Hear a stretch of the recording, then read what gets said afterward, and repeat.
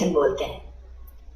आपने बहुत सारे एग्जाम्स दिए होंगे, कहीं ना कहीं इस टॉपिक से आपको क्वेश्चन देखने को मिला होगा, लेकिन मैं आपको इतना श्योरिटी के साथ कहता हूँ कि ये वीडियो देखने के बाद या फिर लुसेंट से पढ़ने के बाद आपको सिंधु घाटी सभ्यता के एक भी क्वेश्चन जो है गलत होने की प्रोबेबिलिटी नहीं रहती।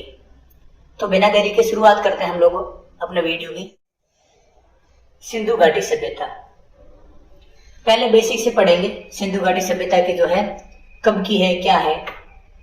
तो सिंधु घाटी सभ्यता कार्बन डेटिंग, ये भी ध्यान रखना, जो वर्ड आते हैं वो सारे महत्वपूर्ण है। कार्बन डेटिंग विधि किस काम आती है? तो कार्बन डेटिंग जो है वो किसी भी जीवाश्म की जो है एज या उम्र पता करने के काम आती है कि ये जो है कितने साल पुराना हो सकता है। तो कार्बन डेटिंग जो है उस विधि से जो है हमें क्या पता चला है कि सिंधु घाटी सभ्यता की सर्वमान्य तिथि क्या हो सकती है, 2350 ईसा पूर्व से लेके 1750 ईसा पूर्व तक। और सबसे पहले जो है सिंधु घाटी सभ्यता की खोज किसने की थी? वो की थी राय बहादुर दयाराम साहनी ने। तो सिंधु घाटी सभ्यता के पहले से हड़प्पा या फिर सिंधु घाटी सभ्यता को ही जो है वो खोज करने का श्रेय किसको जाता है? राय बहादुर दयाराम साहनी को। और ये भी ध्यान रखें, सिंधु घाटी सभ्यता का पहला खोजा गया शहर था हड़प्पा, इसलिए सिंधु घाटी सभ्यता को हड़प्पा सभ्यता के नाम से भी जाना जाता है।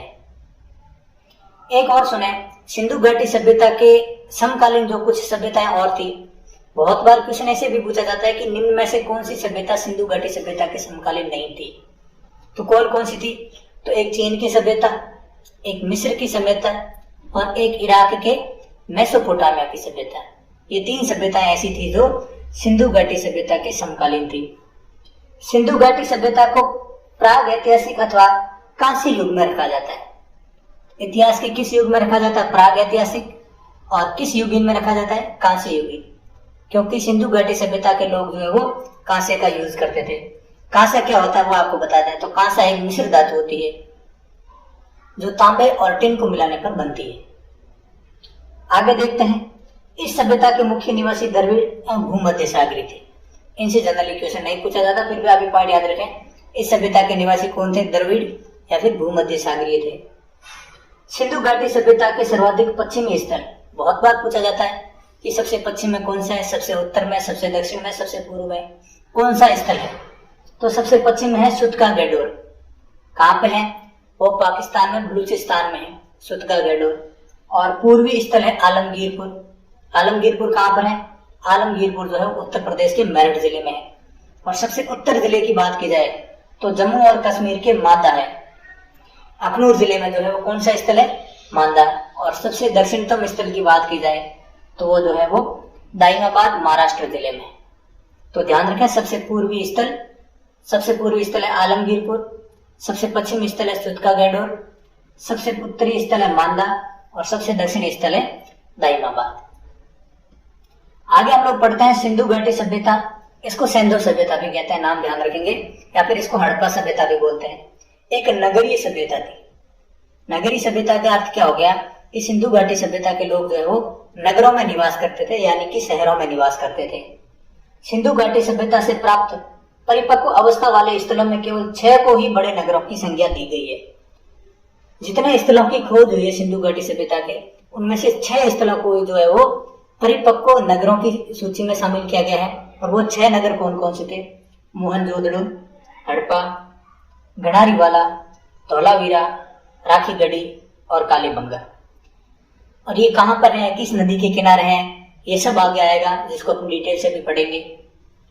स्वतंत्रता प्राप्ति के बाद, आजादी के बाद हड़प्पा संस्कृति के सबसे ज्यादा स्थल जो है वो कहाँ खोजे गए? गुजरात में। 1947 में भारत आजाद होने के बाद इंडस वैली सिविलाइजेशन, सिंधु घाटी सभ्यता के सबसे ज्यादा स्थल जो है वो कहाँ खोजे गए थे? वो गुजरात राज्य में खोजे गए हैं। लोथल और सुतकोटदा, ये सिंधु घाटी सभ्यता के 2 प्रमुख बंदरगाह थे, लोथल और सुतकोटदा। आगे देखते हैं हम, स्वतंत्रता के बाद इस संस्कृति के सर्वाधिक स्थल गुजरात में खोजे गए, हमने देख लिया। लोथल और सुतकोटदा जो है सिंधु घाटी सभ्यता के प्रमुख बंदरगाह थे, ये भी हमने देख लिया। जुते हुए खेत और नक्काशीदार ईंटों का प्रयोग का साक्ष्य कालीबंगा से प्राप्त हुआ है। जुते हुए खेत और नक्काशीदार ईंटें, जो डिजाइन की हुई ईंटें, इन सब के जो है स्थल या फिर इन सब के साक्ष्य जो है हमें कहाँ से प्राप्त हुए हैं, वो कालीबंगा से प्राप्त हुए। कालीबंगा वर्तमान में राजस्थान में है। मोहनजोदड़ो से प्राप्त विशाल स्नानागार प्राप्त हुए। विशाल स्नानागार जो है सिंधु घाटी सभ्यता के किस स्तर से प्राप्त किए गए हैं, उनका साक्ष्य कहाँ मिला है, तो मोहनजोदड़ो में। अन्नागार का भी कई बार पूछा जाता है कि विशाल अन्नागार का जो है साक्ष्य कहाँ मिला है, वो भी मोहनजोदड़ो। और अग्निकुंड जो है उसके साक्ष्य कहाँ से मिले हैं, अग्निकुंड के साक्ष्य मिले हैं लोथल और कालीबंगा से। तो पॉइंट ध्यान रखेंगे, सारे के सारे पॉइंट जो है वो इंपॉर्टेंट है, जहां से क्वेश्चन बनने की संभावना काफी अधिक है।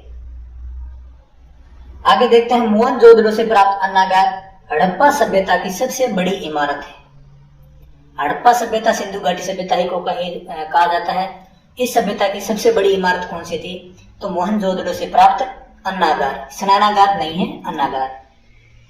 मोहनजोदड़ो से प्राप्त एक सील पर 3 मुख वाले देवता पशुपतिनाथ की मूर्ति मिली है। तो सिंधु घाटी सभ्यता के समय जो देवता थे उनको पशुपतिनाथ, 3 मुख वाले देवता, और इनके जो मूर्ति के साक्ष्य कहां से प्राप्त हुए हैं, वो मिले हैं मोहनजोदड़ो से। उनके चारों ओर हाथी, गेंडा, चीता और भैंसा विराजमान है।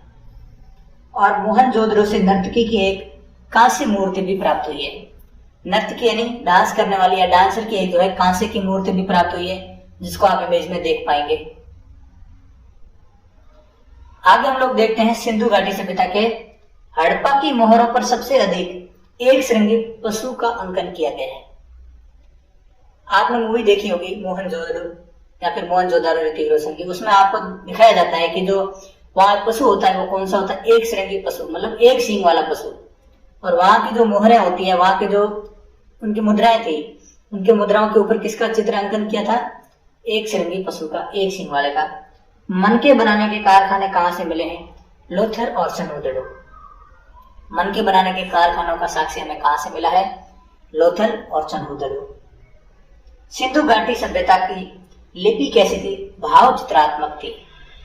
ध्यान रखेंगे इस पॉइंट को, सिंधु घाटी सभ्यता की लिपि कैसी थी, भाव चित्रात्मक थी। यह लिपि दाईं से बाईं ओर लिखी जाती थी, यानी कि उर्दू भाषा की तरह इधर से जो है वो दाईं से बाईं ओर लिखी जाती थी। जब अभिलेख में एक से अधिक पंक्तियों का होता था, जब कोई अभिलेख एक पंक्ति से काम नहीं बन रहा, तो दूसरी पंक्ति को वापस इधर से शुरू नहीं करते थे। भाई जैसे इधर से ऐसे लिख लिया और वापस दूसरी पंक्ति को इधर से ही शुरू करते थे। तो पहली पंक्ति के दाईं ओर और बाईं ओर से जो है दूसरी पंक्ति को शुरुआत की जाती थी, ये ध्यान रखेंगे। और कैसी लिपि थी, भाव चित्रात्मक। सिंधु घाटी सभ्यता के लोगों ने नगरों तथा घरों के विन्यास के लिए ग्रिड पद्धति अपनाई।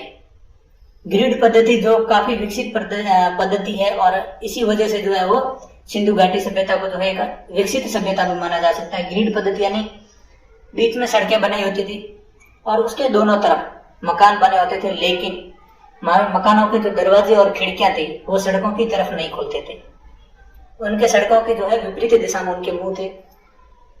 ग्रिड पद्धति अपनाई गई थी। घरों के दरवाजे और खिड़कियां सड़क की ओर न खुलकर पीछे की ओर खुलते थे। केवल लोथल नगर ऐसा था जहां घरों के दरवाजे मुख्य सड़क की ओर खुलते थे, ये ध्यान रखेंगे। सभी शहरों में, जितने भी शहरों की खुदाई हुई है सिंधु घाटी सभ्यता के, वहां के सभी शहरों के जो है वो ग्रिड पद्धति में मकानों के जो है वो सड़क के विपरीत दिशा में उनके मकानों के दरवाजे थे।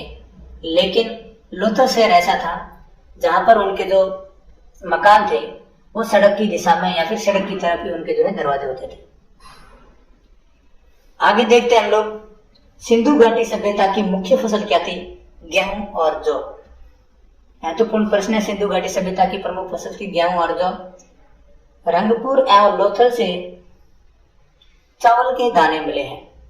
तो रंगपुर और लोथल से जो है वो चावल के भी अपने को साक्ष्य प्राप्त हुए, लेकिन उनकी मुख्य फसल क्या थी, गेहूं और जौ। और कल भी या फिर पिछले वीडियो अगर आपने देखा होगा तो हमने ये भी बताया था कि मनुष्य ने सबसे पहले जिस फसल को यूज किया था वो थी जौ, जिनसे धान की खेती होने के प्रमाण मिलते हैं। रंगपुर और लोथल से जो चावल के अपने को साक्ष्य मिले हैं, उनसे ये पता चलता है कि उस समय के लोग जो वो चावल की भी खेती करते थे। और चावल के प्रथम साक्ष्य, जो पहली बार साक्ष्य है वो चावल के, वो लोथल से प्राप्त हुए थे, रंगपुर में उसके बाद में हुए थे। सुरकोटदा, कालीबंगा एवं लोथल से सैंधवकालीन घोड़े के अस्थि पंजर मिले हैं।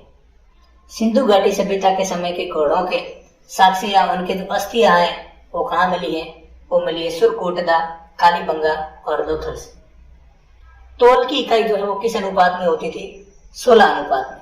अभी भी आप कहीं सुनते होंगे जो बुजुर्ग लोग बोलते हैं 4 आना 5 आना, तो उसके टोटल अनुपात कितने होते हैं? 16 अनुपात। तो 1 रुपया का बनता है 16 आना से। तो तोल की इकाई उस समय क्या होती थी? 16 अनुपात में हुआ करती थी। आगे हम लोग देखते हैं मेसोपोटामिया के अभिलेखों में वर्णित मेलुहा शब्द। जो मेसोपोटामिया जो इराक की सभ्यता है, सिंधु घाटी सभ्यता के समकालीन सभ्यता मानी जाती है, वहां पर जो अभिलेख है उन अभिलेखों में एक शब्द यूज किया गया है जिसका नाम है मेलुहा।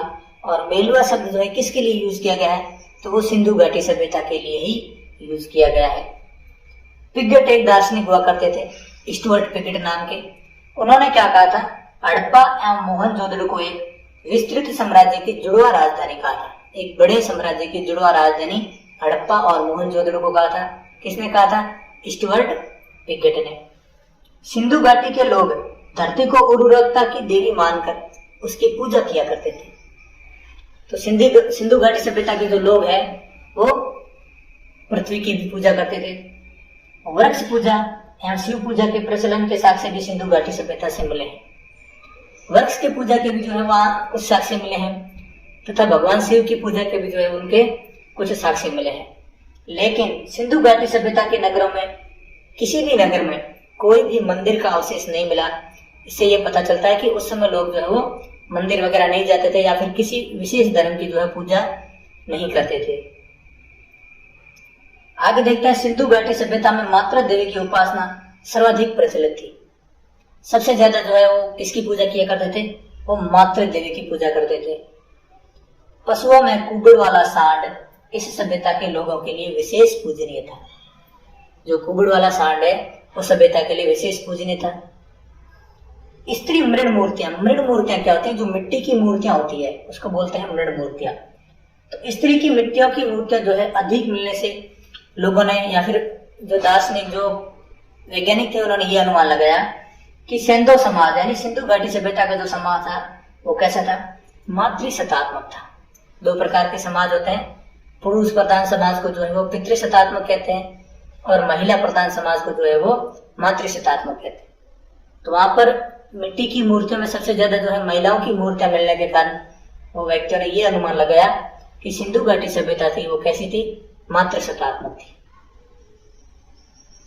आगे देखते हैं, मनोरंजन के लिए जो है सिंधु घाटी सभ्यता के लोग मछली पकड़ते थे, शिकार करते थे, पशु पक्षियों को जो है आपस में लड़ाते थे, चौपड़ और पासा भी खेलते थे, आदि साधनों का वो प्रयोग करते थे।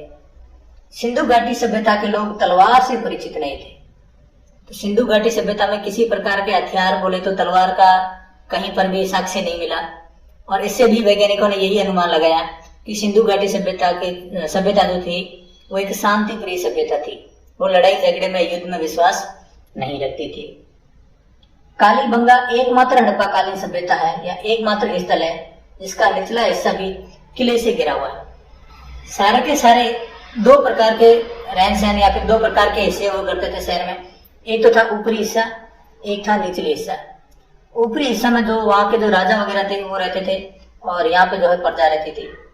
ऊपरी हिस्से के चारों तरफ जो है किलेबंदी भी पाई गई है, चारों तरफ जो बाउंड्री की जाती थी। लेकिन राजस्थान का कालीबंगा एक ऐसा शहर था जिसमें ऊपरी हिस्से के साथ निचला जो स्तर था उस निचले स्तर के चारों तरफ जो है वो किलेबंदी की गई थी। पर्दा प्रथा एवं वैश्यावृत्ति सिंधु सभ्यता में प्रचलित थी। सिंधु घाटी सभ्यता में पर्दे की प्रथा भी थी, स्त्रियां पर्दा करती थी और वैश्यावृत्ति की जो भी वो। आगे देखते हैं, सिंधु घाटी सभ्यता में शवों को जलाने और गाड़ने दोनों प्रथाएं प्रचलित थी। कहीं कहीं जगह पे शवों को गाड़ा जाता था और कहीं जगहों पर जो है शवों को जलाया भी जाता था। हड़प्पा में शवों को दफनाने जबकि मोहनजोदड़ो से शवों को जलाने की प्रथा जो है विद्यमान थी। ये जो जितनी भी जानकारी है वो वैज्ञानिकों को मिले साक्ष्यों के आधार पर जो है वो यहाँ पे डाली गई है। तो शवों को जलाने और गाड़ने दोनों प्रथाएं थी। हड़प्पा में जो है वो शवों को गाड़ा जाता था, लेकिन मोहनजोदड़ो में शवों को जो है वो जलाया जाता था। लोथल और कालीबंगा की बात करें तो यहाँ युग्म समाधियां मिली है, स्त्री और पुरुष दोनों की साथ में समाधियां मिली है। कहां पे? लोथल और कालीबंगा में। सिंधु सभ्यता यानी सिंधु घाटी सभ्यता के विनाश का प्रमुख कारण क्या माना जाता है? बाढ़ को माना जाता है। बाढ़ आई और सारे के सारे जो है पूरा स्थल जो है वो धराशायी हो गया। और मैंने आपको अभी जिक्र किया है जो मूवी है मोहनजोदड़ो, मूवी आपने देखी है तो उसमें भी यही बताता है कि मोहनजोदड़ो आखिर उसका अंत कैसे होता है? बाढ़ के द्वारा ही होता है। अब यहाँ पे अपने जितने भी महत्वपूर्ण पॉइंट है वो सारे हमने देखे।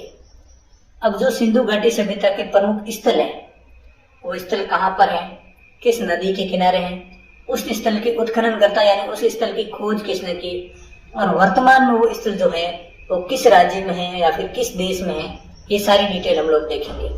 प्रमुख शहरों के बारे में तो आप जो है इसको जरूर देखें क्योंकि इनसे क्वेश्चन बनते हैं। आप एग्जाम देखेंगे आपको जरूर इनमें से कहीं ना कहीं से क्वेश्चन मिलेगा। तो सबसे पहले सिंधु घाटी सभ्यता के प्रमुख स्थल, नदी, उत्खननकर्ता और शुरुआत करते हैं हमारा पहला शहर। तो सिंधु घाटी सभ्यता का पहला शहर कौन सा है? हड़प्पा। और हड़प्पा किस नदी के किनारे था? रावी नदी के किनारे। और उत्खनन की बात की जाए तो इसका उत्खनन किया था दयाराम साहनी ने, जो हमने पहले पढ़ लिया है। और कब किया था? 1921 में। वर्तमान में बात की जाए तो हड़प्पा कहां पर है? तो पाकिस्तान के मोंटगोमरी जिले में जो है वो हड़प्पा स्थित है। दूसरा शहर है मोहनजोदड़ो। मोहनजोदड़ो सिंधु नदी के किनारे था। राकलदास बनर्जी ने जो है इसका उत्खनन किया था 1922 में।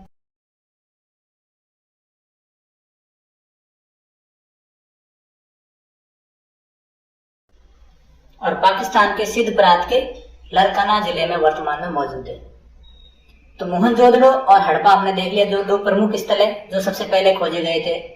और हड़प्पा को सबसे पहले खोजे जाने के कारण सिंधु घाटी सभ्यता को हड़प्पा सभ्यता भी कहा जाता है। अगला है चन्हुदड़ो।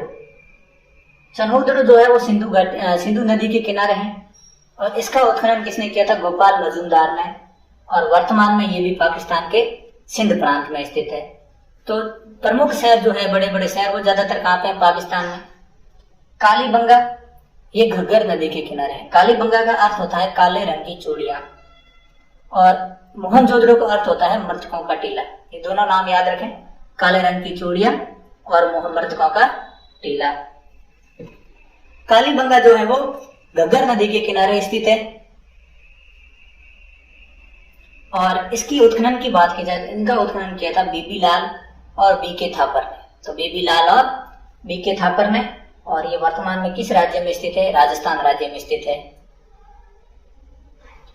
आपने पढ़ा था ना हम लोगों ने अभी कि जुते हुए खेतों के साक्ष्य जो हमें कहां से प्राप्त हुए थे?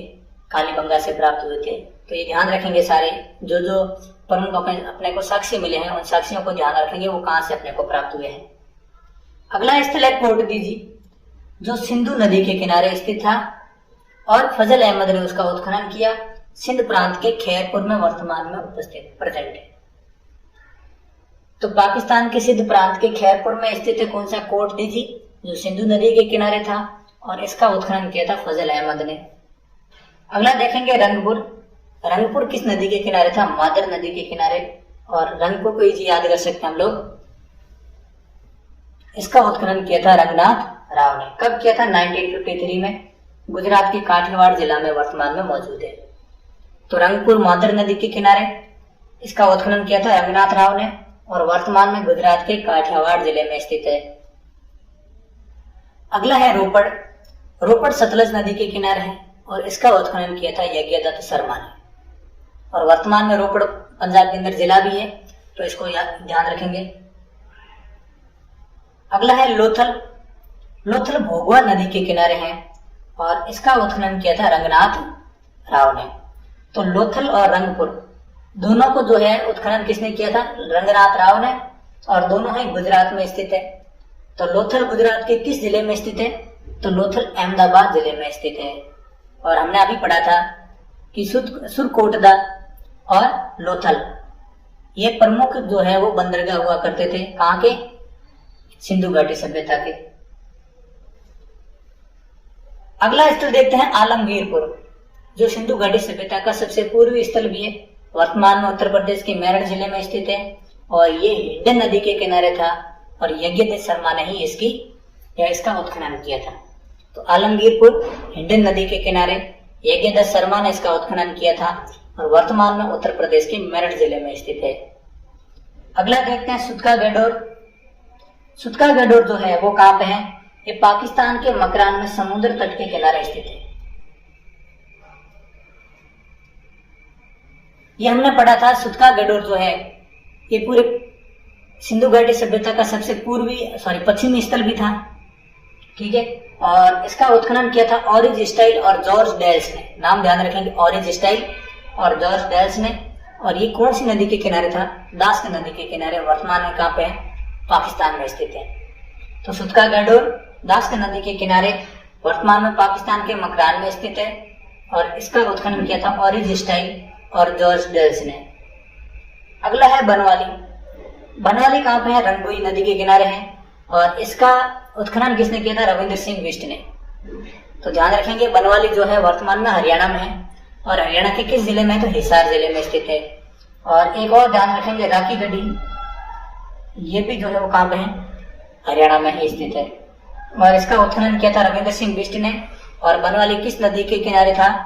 रंगोई नदी के किनारे। अगला है लोथल। लोथल शायद पहले आ गया था। यहाँ पे है धौलावीरा। लोथल काट दें, धौलावीरा।